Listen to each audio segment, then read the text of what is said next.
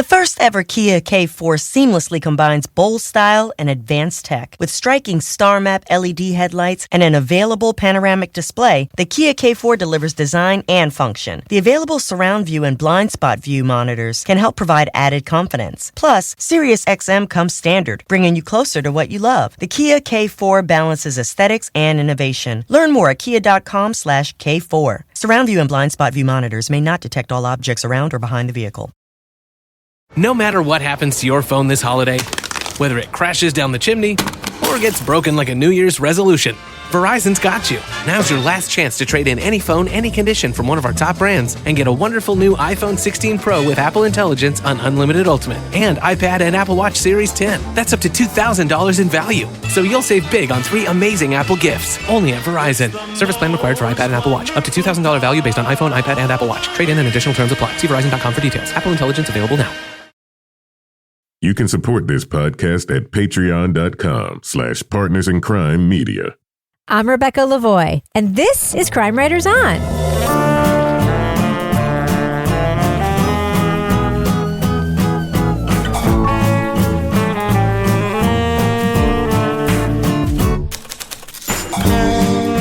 Crime Writers On is the original true crime review podcast that digs into true crime, pop culture, other podcasts. And on this episode, a mobster, a security guard, and a sap farmer plan an elaborate heist to steal millions of dollars in maple syrup. We'll talk about The Sticky from Prime.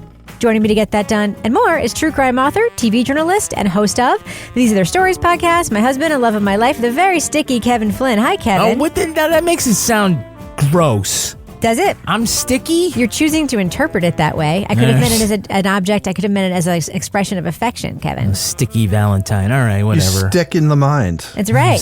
Can't stop thinking about you. I hate all of you.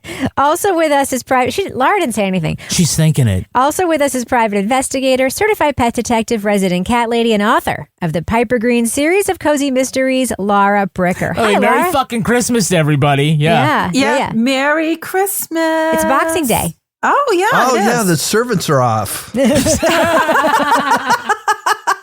Fuck. What are you going to do with the Well, servants? they can listen to Crime Writers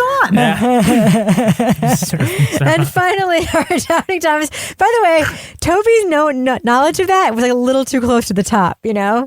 That's what Boxing Day is when all the aristocrats would let their You have it downstairs in your house, don't you, Toby? You totally do. And upstairs and downstairs, yeah. And finally, our resident doubting Thomas, author of the City Trilogy of novels, host of Rip Current, Strange Arrivals, and our Patreon Deep Dive Book Club podcast, the very aristocratic Toby Ball. Hi, Toby. Hello, darling. So, Kevin, what is coming up on future editions of Crime Writers On? Well, Lady Rebecca. Yes. Next week. Just don't make me Edith. That woman was a bitch. Nobody liked Lady Edith. Yeah, she sucks. Not even Lady Edith. Coming up next week, it's a big week. It's our best of. So on Monday, we'll be talking about the best podcasts of 2024. And on Thursday, the best TV shows. We'll each be giving our own top 10 lists. Yes. I was so excited to see your list, Kevin, and see that one very mid podcast made both of our lists. I was very excited about that. Oh, no, I'm looking at everybody. We got a good mix. I know we got do. a lot of agreement, but also some really interesting picks that people had that others didn't. You mean Laura. Laura picked us some fucked up stuff. No. No, all of us. No, I mean, I think even the top threes are really good. So anyway, you just got to tune in. You got to tune in. Kevin's on my TV list and he's like, wow, I can't believe that's on your top 10. I was like, I loved it, Kevin. Did I not say I loved every single minute of it while we were reviewing it? That's what I did is I picked things that I actually just enjoyed watching. Same. That's the rule. That's the rule. No, yeah. It's going to make for a great discussion, so tune in. All right, so quick poll before we begin our discussion. Mm-hmm. Thoughts on fake maple syrup? You know, a lot of people in America have never had real maple syrup. They only buy the, Mrs. Butterworth's or whatever that comes in a bottle, which is not actually maple syrup. It's maple flavored like sugar water, essentially. But what are your thoughts on real versus fake maple syrup? I'm going to end with you, Kevin, because I know your thoughts. Laura Bricker. Well, I grew up in Vermont. Mm-hmm. My little brother makes maple syrup, and he was once the maple syrup king of our county and had to go on a tour at all the fairs. Wow. So I have a real problem with fake maple syrup. It is sacrilegious, and we do not even buy You don't fuck with it. shit. Yeah. And when I go somewhere, I will pay extra at the restaurant when I'm getting breakfast if they try to give me that fake shit. I can't believe they charge so much extra for it at places. Like $2.50? Like $2 or $3 for like a small little thimble of syrup. Hey man, it's expensive stuff. I know. I mean, Liquid but it's not gold. like, it's not drugs. No. Just like give real maple syrup to everyone. Just give it to everyone and increase the price of your pancakes. This is Canada? We're losing our sugar maples with climate change, Rebecca. It's just going to get more and more expensive. I've been known to hit the log cabin. Yeah. Yeah. I don't like maple syrup and fake syrup. I like them about both equally. And since the fake stuff costs about a quarter as much as the real stuff, I'm happy to hit the fake stuff. Oh, Kevin Flynn. Yeah, I'm okay. This isn't the hill I want to die on. Yeah. I'm fine with the squeeze it out of the... I will say, though, and I have to mention this, we have a giant 5-gallon jug that my mother's neighbors, they tap trees and they make their own syrup. And they're from Quebec, by the way. So my mother just has more fucking syrup than she knows what to do with. So she gave us one, and we've had it for a couple of years, and I'm like, we need to throw this out because it does go rancid. You just boil it again. Yeah, that's what we can do. We can boil it again. I don't care enough about any of the syrup. I do. Oh, my God. I will just say, the one thing I do like about the log cabin is I do like that it's thick. And I will say real maple syrup is thin, and that turns some people off. But I would say, give it a try. Because just give it a try. Let yourself get used to the real maple syrup. It is kind of hard to go back once you've had the good stuff. If it's on like pancakes or waffles, I wouldn't put like log cabin on vanilla ice cream. Like that doesn't seem good. like that great. But if you put maple syrup on it, it's tasty. I put it on ice cream. I put it on everything. I will point out that I did put a third a cup of real maple syrup in the beef stew. So good. That we had in the slow cooker, and it's amazing. Yeah, it made it very so you don't want to put the log cabin in your stew either. No. And for everybody who's going to yell at Kevin about that, it was a New York Times recipe that looked fucked up, but it was delicious. Yeah. Okay, Kevin. Yeah. Should we do the thing we're going to talk about this week? Let's get sticky. All right, leading off. Ruth, how nice of you to Shut up, Leonard. Some ditz in a scarf just yanked our taps. Did she say what it was about? She said that I'm not licensed to work my own farm, a farm that I've been working for decades. The red tape in Quebec can be maddening, I know. Sap farmer Ruth Landry is deeply in debt and faces losing her property to the Quebec Maple Association. Her friend Mike hatches $1 million scheme with a security guard to rip off the association. They plan on stealing barrels of syrup from the warehouse and selling it themselves. Even if we could get inside, which we can't. I got a man on the inside. Who? What's he do there? You know the association. You know syrup. Storage, transpo, the market. I obviously don't know shit about that stuff, and I don't want to get you in any trouble, but that's the beauty of this, Ruth. With you on board, no trouble. Just don't tell Martin because he expects better of me. But other than that, Ruthie, this is easy money. Plans for the heist become more ambitious, but a murder connected to the conspirators threatens to complicate the operation. And if Mike's mob bosses find out what he's up to, the trio will have more to worry about than the police. Harvest day. Harvest day. Oh, my life is here. My daddy needs me. Don't you get it? You're dead. Your dad's dead. The fucking minks are dead. Charlie will find you. He will make you steal for him, and then he will kill you all. Margo Martindale stars in The Sticky from Prime.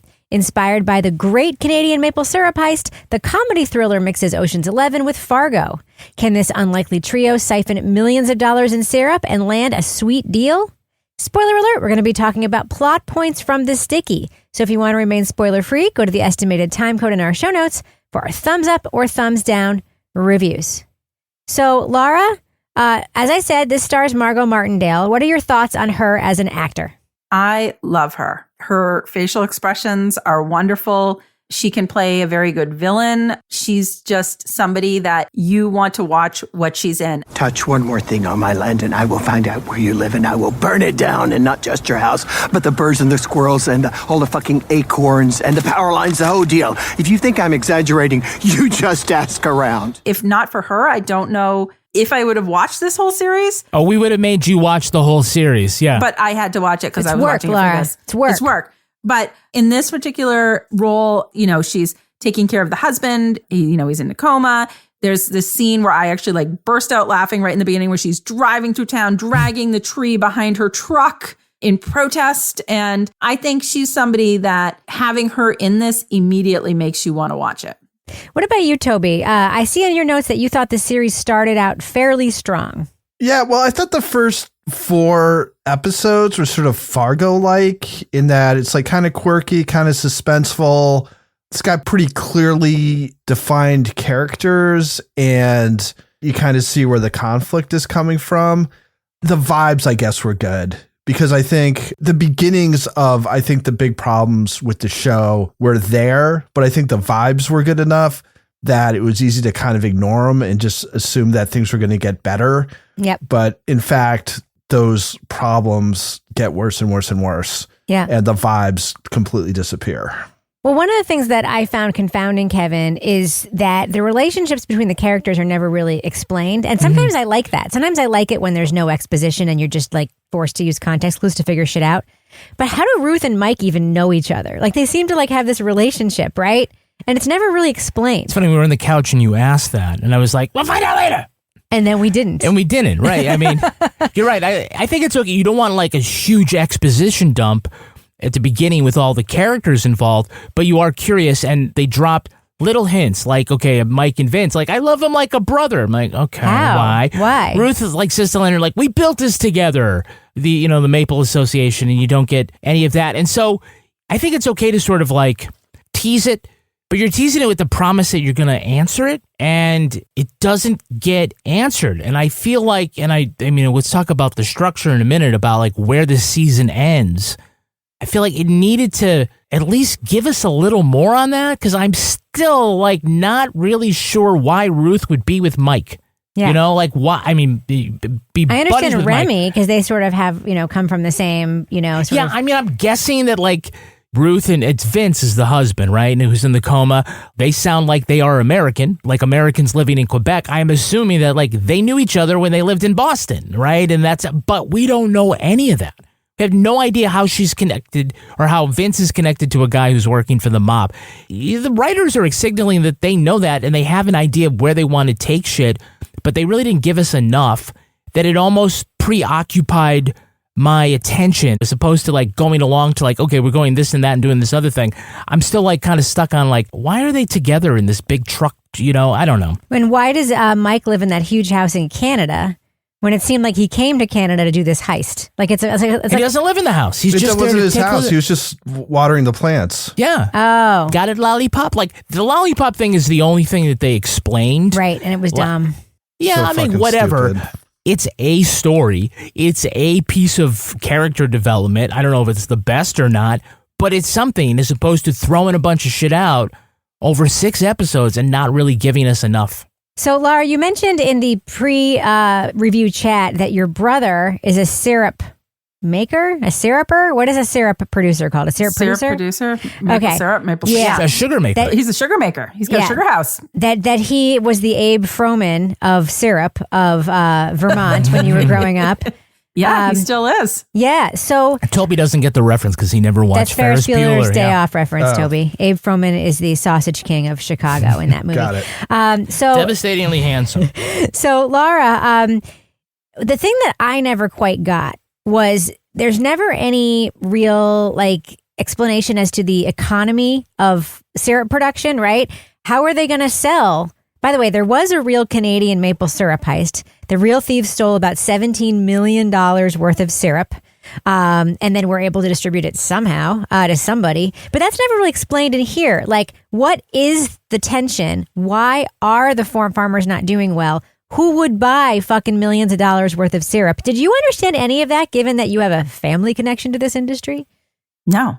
No, and the thing I will say is that like I do know. So like my little brother, he has his operation and his sugar house. So he would sell his product at the end of the season, bulk, like wholesale, because it was easier than having to individually, put it in bottles and jugs and sell it privately. And he could just be done with it and get his like money for the year. But he used to always be bitching about the people. He called them the Maple Mafia because like they were always like jerking around these like independent operators who would go sell to them on the prices, and the prices were the prices. And so I think I get that part because, it takes 40 gallons of sap to make 1 gallon of syrup, which they do explain in this in sort of a ham-fisted sort of awkward way to like show the people who don't know how maple syrup is made, how it's made. So I get that part. But in terms of the heist, like I was like, I don't understand the tension here. I'm like, what is happening? Like, first they were going to take 1 barrel per month. And I'm like, that's not really going to give you that much money. And then they're going to do all of it at the same time. And I kind of felt like in the end, I'm like, I think that the story might have been more suspenseful for me, or actually wanting to know what happened next, if they actually had committed the heist as we were promised they were going to do in the opening credits. That's how it really happened, by the way, was the real thieves stole a couple of barrels at a time over a long period of time. And then they got lazy and stopped refilling them with water. And that's how they got caught. Yeah, because the thing is, if they're stealing these and then they're trying to resell them, they're either going to have to sell them bulk and wholesale, which isn't going to help them, or they're going to have to individually put them into little jugs and sell them, and that's not going to help them. So, like, what the fuck? Like, how are they actually going to make money? This is the stupidest heist I've ever heard about. They put them in those little cups that cost $2 or $3 at restaurants. Yeah. That's right. That's right. They just decant them into those little salad dressing cups with the plastic lids. 25 million of those things. You're going to make a mint. It's not a margin business. It's a volume business. That's exactly. Right. But you're absolutely right, Laurie, because this is essentially a heist show, right? Right. And so as we talk a lot about how do you steal it, the whole thing is like, how do you fence it? And they didn't give us any sort of realistic understanding of like how they could do that, even with the 1 barrel, right? So they talk vaguely about going to another province, but then they fill this double tanker of milk with syrup. And I'm like, are they just going to pull up in front of Mrs. Butterworth and just fucking back it up or what? You know? No, because that syrup's fake, Kevin. Okay. Like if you bought into that, even like in Ocean's 11, they kind of explain like what you're going to do with the money or how they're going to fence the Pink Panther diamond or whatever the fuck. You know, it's just like that made it hard to get into it. Yeah. But Toby, they do try to sell us this vibe, the little man fighting the big man, right? Yeah. I mean, everything is cliched as you can be. It's like the lady is going to lose the farm and the like Snidely Whiplash guy who's going to take advantage of the fact that she can't afford the farm. And, you know, she's looking after her husband who's in a coma and she can't leave his side, but she kind of has to, but that gets her in trouble. I mean, it's like the guy who's got big plans, but actually isn't that smart and gets made fun of by his superiors. It's like every single person is a cliche.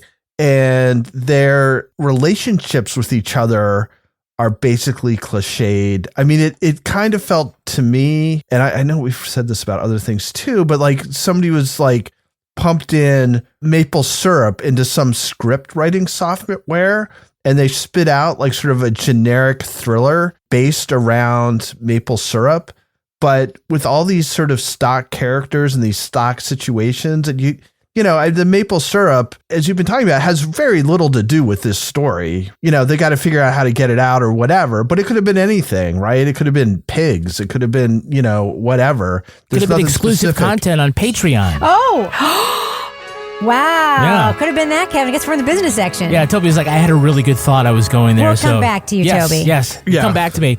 By the way, Toby, I will point out that he's French-Canadian, so it's Snidely Whiplash. Oh. Yes, you have to put the emphasis on the wrong syllable. Like Remy did. Yes, like Remy did. Yes, You're doing New Hampshire French Canadian right now, which has been like bastardized a little bit, right? Oh no, that's the how they say it in Quebec. Oh, that's the authentic. Yeah, Leo Gautier. Everything's a question. Upspeak. Upspeak, it is.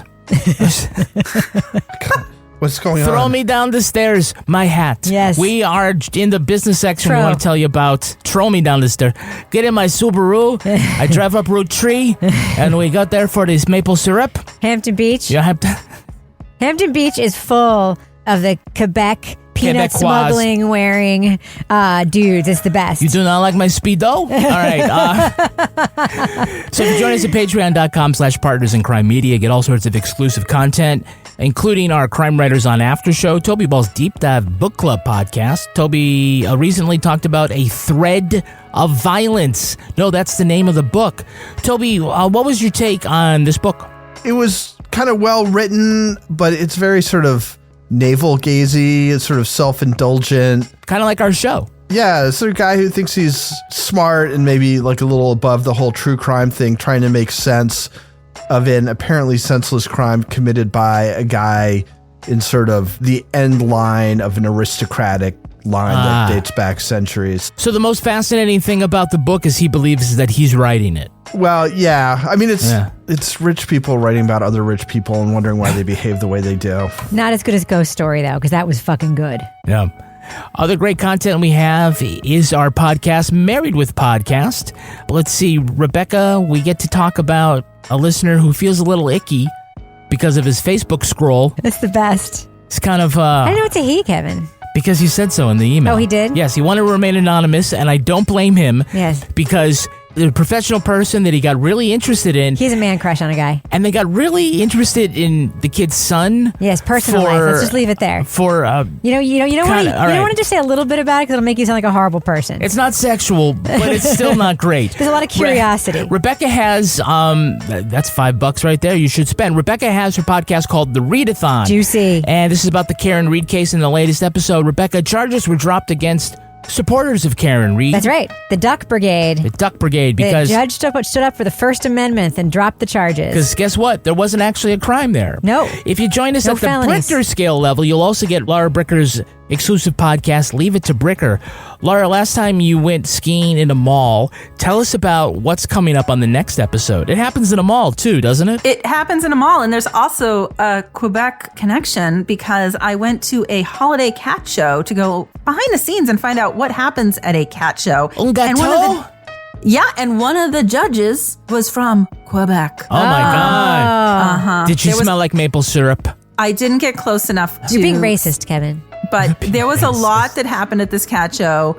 There was a lot behind the scenes. It is a whole different world, and I'm going to tell you the story. Yeah, but we also have an Amazon storefront at which you could support us. Maybe you're thinking about the things that you didn't get for Christmas that you'd like. When you go to Amazon to pick up those things, stop at our place first. Get a look at some of our ideas. It's at amazon.com/shop/Crime Writers On. Rebecca, can you tell us what are this week's Amazon recommendations? Well, Kevin, I have one that everyone in this room knows that I'm so excited about. I bought those tights that look like you're wearing tights that you see your legs through, but they're actually fleece lined with like flesh colored fleece. They're black and they're so fucking great. I've worn them so many times. I bought an expensive pair off of Amazon and I like them so much that I was like, I wonder if they also sell these for cheaper on Amazon. There are so many on Amazon. The ones that I got on Amazon are better. They were cheaper and they're about like $20. These tights, I'm telling you, unless you pick up a lump of them, you cannot tell that you're not wearing tights. You're wearing fucking pants under your skirt. They are great. They're fucking fantastic. And Toby, our listeners helped decide some of your Toby Ball's deep cut recommendations. What are this week's recommendations? Well, I'm going to start off with one that came not from a listener, but from a close family member. Who doesn't listen, apparently. Okay, that's fine. Flexi Snake Pro Drain Weasel Sink Snake Cleaner with new molded tip, 18 inches, drain snake clog remover tool, and rotating. The tip is 18 inches? That's wild. It's a big tip. The tip is rotating. Yeah, it rotates, Rebecca. There's a lot going on there. Just put some buttermilk on it. It'll be amazing. Oh my God. Shut the fuck up. I have to use one of those in my drain all the time, Toby. Yeah, same. I have a lot of hair. Because this is supposed to be for your kitchen, I think. Remember last week's deep dive recommendation was a t-shirt that says, I look better bent over. Yeah. Yeah. And now it's a shirt that I saw in our latest newsletter. Toby, what else you got? The What Do You Meme Emotional Support Nuggets. Ooh. Plush Nuggets Stuffed Animal. Nuggets, huh? Emotional Support Nuggets. Huh. Interesting. All right. Well, if you want to see what that looks like, I want to see the 18-inch tip. 18-inch tip. It's a rotating tip. 18-inch rotating tip. Yep. I'll show you the rotating tip a little later, Rebecca. All right, baby. It'll only cost you $14.24, apparently. Yeah. I would just recommend what you should do is sign up for our newsletter because you'll get all sorts of great stuff. You hear more about Crime Writers On behind the scenes. You get summaries of our reviews, and you'll get to see Toby Ball's deep cut recommendations. You get to see the pet of the week. You get to read the crime of the week, the post of the week, and find out who our Patreon patron saints are. All right, Kevin, speaking of those people, who are they? Who are our Patreon patron saints of the week this week? Our Patreon patron saints are Lauren Archer and Claudia Burke. bless you. We have so many Laurens on Patreon. It's amazing. Lauren, Claudia, thank you so much for joining us on Patreon. And thank you to everybody who belongs to our Patreon. Really, it's an incredible club of people. We like you being part of our family so much. And your contribution to our Patreon and all the content we make for you back there, it really does support our work on this show. So thanks a lot, everyone. And thanks for listening to this stupid business section. We appreciate you. Should I fade down that music now, Kevin? Yes, fade it out. The first ever Kia K4 seamlessly combines bold style and advanced tech. With striking star map LED headlights and an available panoramic display, the Kia K4 delivers design and function. The available surround view and blind spot view monitors can help provide added confidence. Plus, Sirius XM comes standard, bringing you closer to what you love. The Kia K4 balances aesthetics and innovation. Learn more at kia.com/K4. Surround view and blind spot view monitors may not detect all objects around or behind the vehicle.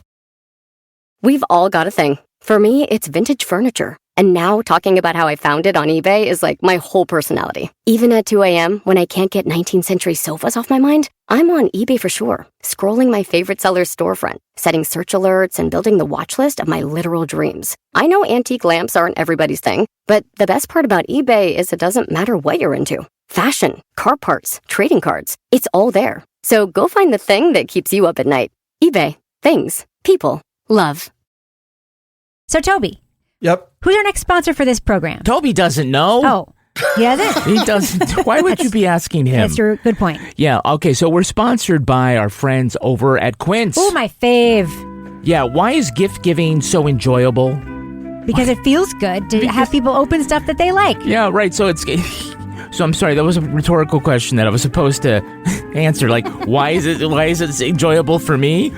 Because I'm kind of bad at giving gifts. You're very bad at it. So, like, to have a nice prompt for something, especially when it comes to clothing, because I think as a dude, we can agree that it's sometimes hard to pick out, like, really great stuff.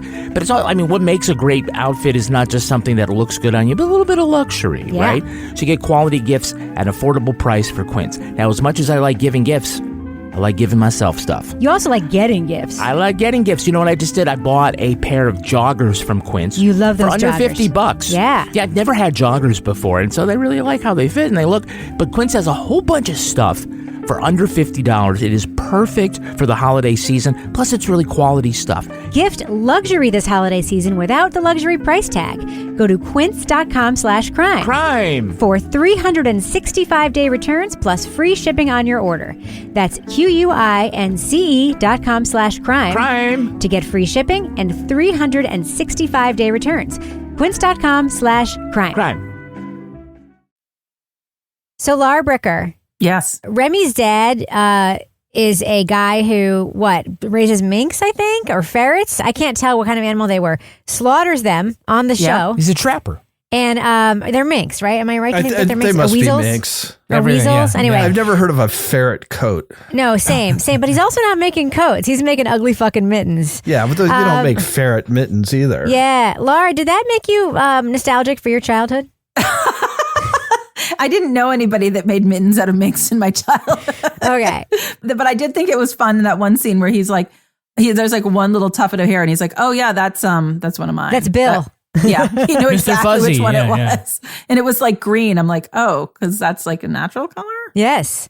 But what did you think of the vibes? I mean, Toby described the show as having vibes, Laura, and that's definitely part of like the Canadian vibe of the show. Well, I think this is what I struggled with this is I think this had the Canadian vibes. It had the potential to have that sort of quirky, dry Canadian sense of humor and delivery. But then there was parts that didn't match up with that threw me off. So I'm like, Margo Martindale, Ruth's character, great. Okay. Fur trapper, great. Okay. We've got the scene with the farmers, the maple farmers, when they go to have their maple party. And I'm like, okay, maple party, great. But I think they tried too hard with the vibe and then lost it, if that makes sense. Like, I'm like, they were trying, they had the idea. They're like, we're going to go quirky, Twin Peaks, Fargo, Canada. Yeah. Then they throw in Jamie Lee Curtis and just fucked it all up. Oh, yeah. Well, let's talk about that. But the one thing, can I just add to the vibe conversation for a second? This was the same problem with the show Three Pines, based on the Louise Penny books. The attempt to create cozy and combine it with murder just doesn't fucking work. It just doesn't. I mean, you can be cozy and combine it with murder. We've seen it work, right? But to try so hard is what doesn't work. Something is cozy or it's not. Like I think about Schitt's Creek, which is a Canadian show, the coziest, most atmospheric show I have ever seen. Like it's like you want to move there. You want to be in the motel room. Like it's so cozy, and it's cozy because of the writing, not because of dumb attempts to make it cozier. Like that's what makes it cozy. And that's, and Shetland, Jimmy Perez, I mean, that's a very, very cozy atmosphere as well. And that's a dark show, right? I don't think you can force it. And I will say one of the things that took me out of the texture was the murder of Remy's best friend at the beginning. Like that wasn't necessary as a plot device. It was there, and it didn't advance. But the attempt to make it dark and cozy, they're trying too hard on both fronts, in my opinion. Yeah, I mean, I think a lot of what you're talking about is a place of setting. Sense of place, yeah. Yeah, sense of place, and like a lot of those ones you say, like they do have like Ozark, whatever. The setting is an integral part of like how the story is framed and sort of the whole tone. And I don't know, like at first I was thinking French-Canadian Gothic, but the Gothic part doesn't really work, right? I mean, we've seen like different kinds of Gothic. Scandi Noir is certain a kind. Like even I'm trying to think, True Detective season 2, the one in Los Angeles, was like this weird LA Gothic of the industrial side of Los Angeles, and like, okay, it's a look. You mean Escape from Hooker Mountain? Yeah, Escape from Hooker Mountain, that part of it. Yeah. And I was thinking of 2 Pines or 3 Pines or whatever it is. It's 3 Pines, yeah. 3 Pines. Should have been good. Yeah, should have been good. Like I understand like they're trying to like set up a certain place there, but this isn't Breaking Bad. No. Right? And I think if you think back to the very first episode of Breaking Bad, when it came out, it did have some sort of comedy to it, where you almost saw like maybe that's the way it was going to be. I mean, who did they cast? Who did they cast? Bryan Cranston. Bryan Cranston, who was the big star of? Malcolm in the Middle. Malcolm in the Middle, right? And so the first episode is like he's in his underwear in the middle, and the cops are coming in the middle, and it just seems like really like it could have gone that way. And that is not Breaking Bad, right? That is not that show at all. So maybe, I don't know if the vision changed in Breaking Bad, or there's like, we're going to start point A, and we're going to eventually break them bad, and we're going to get to point Z. I felt like maybe they want these characters to go in a certain place, make it go dark, but I don't really know if that kind of clicked. I think I definitely saw, what you guys described as the vibes. I definitely said they were trying to go up with some kind of visual, some kind of sense of place that would make sense for why the small town would, revolve around farmers, tree farmers and whatnot. Like why Leonard Gaultier, like why he would have so much power and be such a figure there, but I just don't feel like it really clicked. You know what really didn't click? What? Was the arrival of Jamie Lee Curtis. Toby, was this not like the worst turn you've seen a show make? I mean, I don't want to put words in your mouth. For me, it was one of the worst turns I've seen a show make in a very long time. Yeah, and I like Jamie Lee Curtis, but who doesn't? She's great. It's like she came from like a different show altogether and got plopped into this show. And it's like, what the fuck is happening? Oh, they don't know anything. Shut up! Just shut the fuck up! You think he's gonna protect you? Him? He's a fucking house sitter! He's an errand boy. He waters the old man's plants. Poorly, by the way. Like, you could just leave that episode entirely out and the show wouldn't have changed very much. It's just so incongruent with the first 4 episodes. I mean, it felt a little bit like Westworld in some ways, and I'll tell you the way it does is that in Westworld, you've got all these cowboy robots who are acting like they're supposed to be cowboys, and then you have like normal people come in and like get the fuck with them. And in this, it's like you've got like these people acting like weird, like Canadians and small. And then you've got this like mafia person who comes in and it's just like, I'm going to fucking, kick your ass and blow you away and stuff. It's like, what the hell is going on? Like, it doesn't make any sense. Wait, are you saying they're all cosplaying Canadian, or they're like Canadian robots, and it's like a real sadist comes in and just wants to fuck with them, like Westworld? Like, do you think that maybe this is Westworld and we just didn't know it? Yeah, it could be. Like, if the final episode was just revealing this whole thing was like actually taking place at a like amusement park, and like one of the people happens to be interacting with everybody else, like, thinking they're having like this, like their birthday party or bachelor party or something, like that might have made more sense than what actually happens. So 4 episodes are fairly consistent. They're not great, but they are one thing. They're fine. Yeah, they're mid. 5th episode comes, goes super dark in a way that is not at all consistent with anything. And then the 6th episode comes and is a complete fucking debacle. Yeah. And it's like not consistent with either the first 4 or the 5th. It's like its own thing. And it is just, I mean, it feels like somebody was making like something that was making fun of like a movie from like the 30s or something, where like the townspeople all get together and like cheer when the bad guys like house burns down and stuff. I mean, they're marching down the street with pitchforks. It's just so bizarre. They're chanting "fuck Leonard" in French. Yeah, let's all get together. Let's go down to the Union Hall and they're all there like, let's go back to the factory, and they're all like charging out. It's like come on, they like this, what the hell is going on? Syrup? We're all out of syrup. No syrup for you. That shit's expensive, Kevin. I just don't know what happened. When it was over, I was like, what just happened? They were distracted by a burning shed frame for no reason. Yeah, it's like, oh, don't mind that huge fucking tanker that's pulled up to your syrup warehouse. We were distracted by this framed house burning, and we're all cheering. Yes. Yeah, it's I so love it bizarre. when things burn on television, but there's no smoke. Yes. It's like good job, After Effects. So, Laura, you also were not impressed by the arrival of the Jamie Lee Curtis character, right? No, I feel very validated by Toby's comments right now, because I was watching this and I was like, damn, I'm like, I love a maple syrup mystery. And I'm like, this is not a maple syrup mystery. This is a disaster. And then like Jamie Lee Curtis's character, and she was so over the top in the way that the character was played, that then, like, again, we're in the spoiler section, but when she goes in the hospital room and she's like, now she's not in the freezer. Now she's alive again. Which is she's bullshit cliche. Yeah. I'm like, oh, look, she's alive. That's straight from General Hospital. I swear to fucking God. And she's got like, her face is all bruised and she's like, got like fake blood coming out of her mouth. And I'm like, what is this? What is happening? This is not, this is not the maple syrup caper I was hoping for. Yeah, you were hoping for some cozy shit, and you did not get it. No. Yeah. So, Kevin, one of the things that happens is at the end, we actually see the heist, right? Yeah. We've heard different versions of how the heist will go. It doesn't go any of those ways. Finally, it goes in this way that makes no sense. One of the things that makes me crazy about poorly written TV shows or like stuff like this or procedurals is when they're very clearly in a situation that would take hours to clean up. And like there are people right outside and it's like, okay, let's quickly clean this up and go. And then there's this quick take of them like wiping the tops of the barrels as if it wouldn't take like 7 hours for them to. Have you ever spilled any syrup? I know. You spill syrup on your counter, it's there for like a week. You're wiping. You got to have way more paper towels. Yeah. So do you think that heist thing was executed well? Well, okay. When you do this in a movie or a TV show, it's got to be big. You have to, like when you're writing this, you're mapping it out. It has to be much bigger than the viewer can imagine it. So again, think of the Ocean's 11. It has to be super complicated.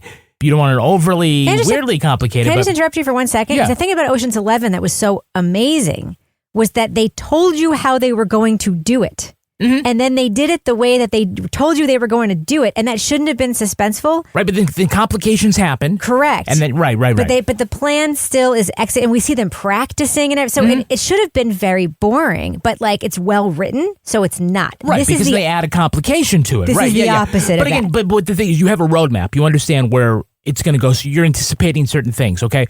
And so you're right, stealing a couple of barrels, that would make it work, but it's not really good TV. Now, you have to believe that Mike has his CLR license, or he can drive commercial CDR? Yes. It's CDL. And he knows, CDL, yes. And he knows how to back up in a straight line a double trailer and knows how to operate on it. Just imagine you could do that, right? And it's also imagine that like you could like apparently just steal a double tanker meant for milk that no one would care about. And it happens to be clean. Happens to be clean and it's filled with gas that you don't have to, okay. So again, let's put aside all of our disbelief in that. I will say the idea of, they make it a little fun, right? The idea we're going to just like siphon everything out of all the stuff. And again, it built it up to go to there. So I'm like, okay, that part like kind of like I thought was all right. The procedural part of these heist movies and heist shows are the important thing. That's what you're there for. But again, the idea of like, well, what now was just in my head the whole fucking time. Yeah. About great. Steal all the syrup, and we're just going to pretend no one's ever going to grab a barrel full of water. And that, it's the strategic reserve, so no one is ever going to grab it. Do they explain? I mean, I know that in real life that's what it was. I know that in Poland they just released butter from their butter strategic reserve to deal with inflation, right? So this shit is real. Canada does have a maple syrup strategic reserve. Yeah. So yeah, in case of emergency, you break glass. But still, is it unrealistic? Yeah, it is, but that wasn't my problem with it. Was it the abrupt ending? That was your problem with it? That was my problem with it. All right, so why did it end Thank you for getting to that. Why did it end so abruptly? Great question. This is the end of the season. Great. We've captured all the syrup and we're going to drive off into the sunset. And they say everything's going to be fine now. They literally say that. Yes, yeah. And of course, you know that it isn't. But it's like, why are you ending there? It just seems like the idea was the season should have been longer. And so they're definitely building this for a season 2. But I have bad news. Oh, no. Which is that they were not thinking about doing this for 2 seasons. They have mapped out 5 seasons of this. Oh my God. This goes on for 5 seasons. And the suffering. Right, so the characters are going to continue to evolve, and it is going to go Breaking Bad. So we're going to come back and do this. The sticky season 2. No, we're good. We're good. Indiana Jones and the Great Circle is available now. Uncover one of history's greatest mysteries in a first-person single-player adventure game set between the events of Raiders of the Lost Ark and The Last Crusade. The year is 1937. Sinister forces are scouring the globe for the secret to an ancient power connected to the Great Circle, and only one person can stop them. Indiana Jones. Adventure Calls on Xbox Series X and S, Game Pass, and PC. Rated T for Teen. Copyright and trademark 2024 Lucasfilm Limited. All rights reserved. The first ever Kia K4 seamlessly combines bold style and advanced tech. With striking star map LED headlights and an available panoramic display, the Kia K4 delivers design and function. The available surround view and blind spot view monitors can help provide added confidence. Plus, Sirius XM comes standard, bringing you closer to what you love. The Kia K4 balances aesthetics and innovation. Learn more at kia.com/K4. Surround view and blind spot view monitors may not detect all objects around or behind the vehicle. Hi, we're All Modern. We believe designing your space should be easy and simple. At All Modern, we have the best of modern furniture and decor all in one place. With styles from Scandi and mid-century to minimalist and maximalist, every design is hand-vetted for quality by our team of experts. And did we mention fast plus free shipping? That means you can upgrade your space in days, not weeks. That's modern made simple. Shop now at allmodern.com. All right, let's do what we do. Let's let our listeners know, should they check out The Sticky? It's a series about people stealing maple syrup on Prime. Laura Bricker, thumbs up or thumbs down for The Sticky? So I was really excited when we were told we were going to review a maple syrup mystery caper series. I'm from Vermont. My brother makes maple syrup. I grew up in that world. I used to go to parties at the sugar houses when I was home from college break. Damn. So I understand the maple syrup lifestyle. I was like, this could be so fun. And this podcast lifestyle. She's experimented with the maple syrup lifestyle. And if you recall, our very own podcast here, Toby Ball was almost somebody else that wrote maple syrup mystery books. So we have ties to the maple syrup mysteries. However, this show was not what I was expecting. I think it struggled to find whether it was going to be a cozy, quirky mystery or a dark mystery. I feel like the suspense kind of died for me in the middle of this because it just wasn't playing out the way that it should have been playing out in terms of the story. Margo Martindale, amazing. If not for her and the fact that I was watching this for this review, I probably wouldn't have kept watching. I was very disappointed in this, and I'm sad because I was having such high hopes. So this is it's a thumbs down for me. Toby Ball, thumbs up or thumbs down for The Sticky? Thumbs up or thumbs down? Yeah, probably a thumbs down. So Kevin talks about like landing the plane. So like the first 4 episodes, they're like, all right. It's like being on kind of a shitty airline where the seats are too small and stuff, but you're still getting to where you need to go. Ooh. But then it like fucking misses the freaking runway by like half a mile and like goes plowing into some farmer's field. The 5th and 6th episodes are so fucking bizarrely horrible that it's really just hard for me to understand Like, what was the concept when they were like writing them? And then once they had filmed them and took a look at them, how did they decide that they didn't have to do some more work and go back and try and figure it out? Because it's just way, way, way off. And it's not just that it's off, it's just that it's bad is the other part of it. So like Laura said, I was like kind of at the very beginning, I was like, oh, you know, I kind of like the vibe, but it's brutal. So it's a thumbs down. Kevin Flynn. Yeah, I'm a thumbs down. I'd rather stab myself in both eyes with a broken bottle of Mrs. Butterworth than have to watch season 2 of The Sticky. So to add to that, review. I was about to say, you're getting some fancy ass Mrs. Butterworths. It doesn't come in a bottle. Break the bottle. Hasn't been in the bottle since the 70s. Look, the actual heist just felt like, okay, it's a writing prompt for a crime story. Fine. It was going for a certain vibe. It was trying to be Fargo. It was trying to be Breaking Bad. It was trying to be Ocean's 11. It was none of these things. The comedy part of it was just kind of meh. I like the actors who are in it. I think it could have probably gone somewhere. And then the way it was structured and the way that it abruptly ended didn't even feel like the end of a season with a cliffhanger or sort of a proper way to end a story. It just kind of felt like, oh, we need to hang around to find out not what happens next, but like, what is the next thing in this story? Why does this make any sense? No, The Sticky is just not good for me. Yeah, I'm giving it a thumbs down too. This thing sapped my energy. Oh, wow, whoa. Yeah, they're really tapping the bottom of the barrel. When wow. Did this. Yeah, it sucks. It super sucks. There's one good character in this, and that's Remy. And there's no motivation for Remy to do any of the shit that Remy does. And that's not a spoiler alert because you'll figure it. Actually, it is a spoiler, but who fucking cares? They were mean to him. They were mean to him. Who fucking cares? I mean, it's terrible. It's terrible. It's terrible. It's terrible. It's terrible.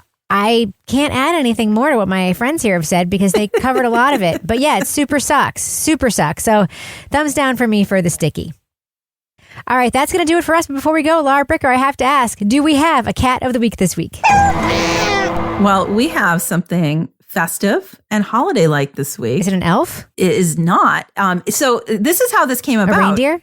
No. So this came to me from our listener friend, Josh Eaton. Ooh, Josh.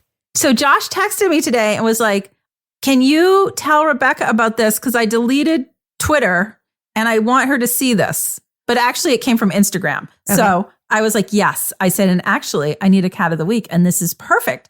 It is a owl on top of a Christmas tree that was posted by the Animal Welfare League of Arlington.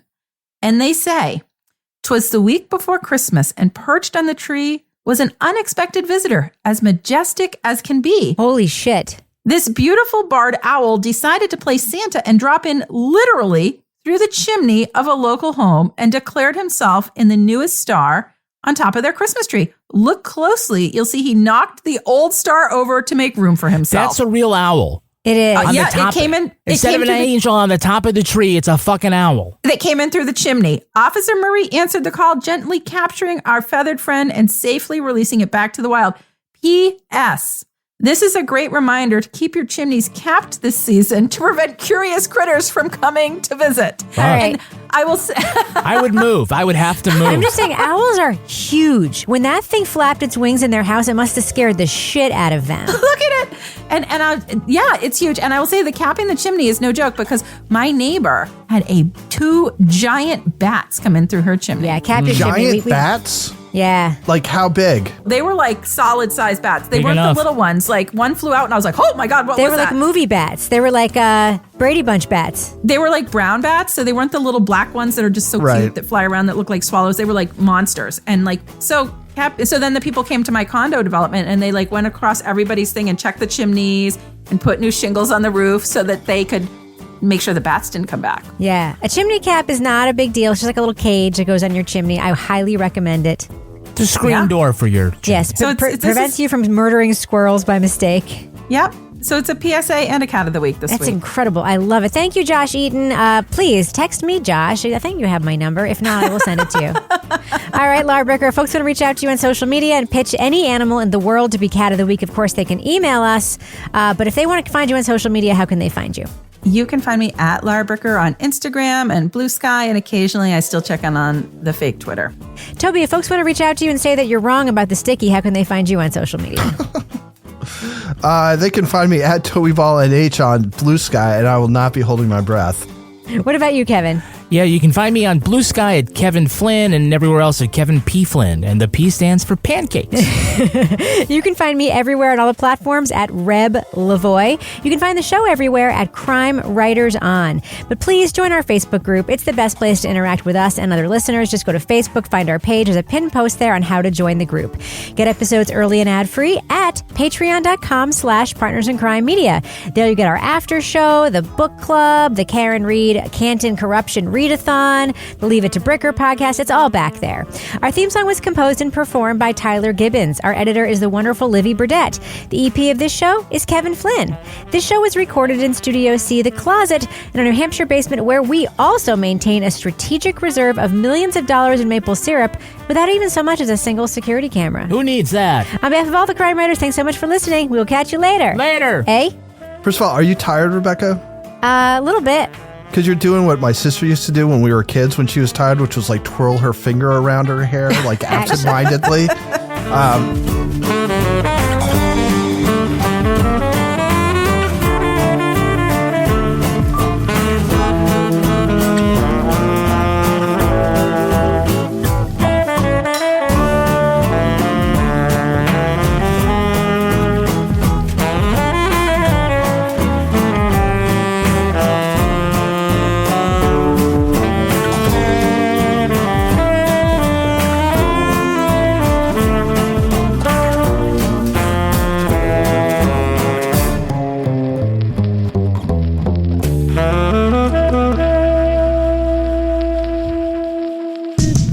in crime media.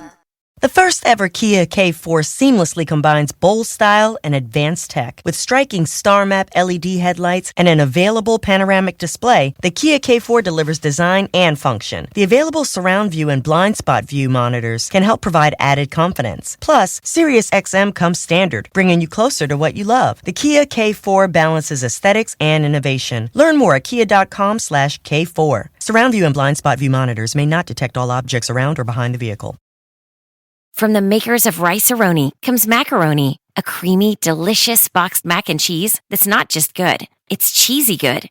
Macaroni will please even the pickiest eaters with two magnificent flavors that will melt your heart, creamy cheddar and creamy white cheddar. If you love cheese, you'll love Macaroni by the makers of Rice-A-Roni. If you don't love cheese, well, that's just unbelievable. Try Macaroni. It's cheesy good. Macaroni, the San Francisco treat.